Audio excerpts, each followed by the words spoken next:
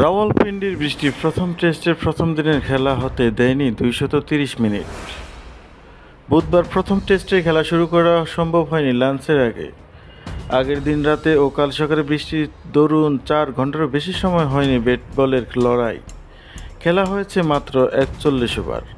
এমন বৃষ্টি ভেজা দিনে টস জিতে ফিল্ডিংয়ের সিদ্ধান্ত নেবেন যে কোনো অধিনায়ক। নাজমুল হোসেনও তাই করলেন, ফলও পেলেন হাতে নাতে। প্রথম ১০-১৫ ওভারে বাংলাদেশ চেপে ধরে পাকিস্তানকে।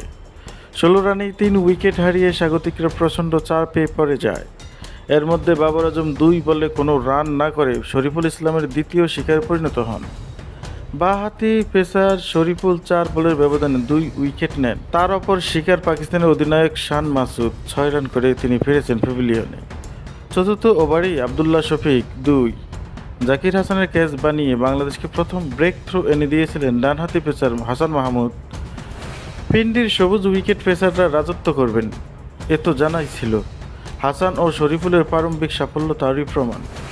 কিন্তু টেস্ট ক্রিকেট যে ক্ষণে ক্ষণে রং বদলায়, সেই সত্য উন্মোচনে সাইম আইয়ুব ও সহ অধিনায়ক সাউদ শাকিলের ব্যাট চওড়া হয়ে ওঠে।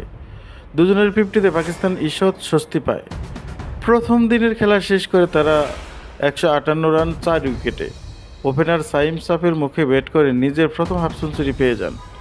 ৯৮ বলে ৫৬ রান করে মিরাজের কাছে সাজঘরে ফেরেন সাইম। বোলার ছিলেন হাসান মাহমুদ। অপর হাফ সেঞ্চুরিয়ান সাউদ শাকিল ৯২ বলে ৫৭ রানে অপরাজিত। 50 পথে টেস্টের পাকিস্তানের হয়ে দ্রুততম ১০০০ রানের রেকর্ড ছুঁয়েছেন শাকিল।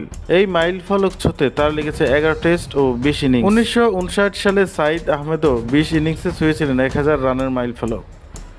চতুর্থ উইকেটে সাইম ও সাউদের ৯৮ রানের জুটির সহায়তায় স্বাগতিকরা ১৬ রানে ৩ উইকেট হারানোর ধাক্কা সামাল দেয়।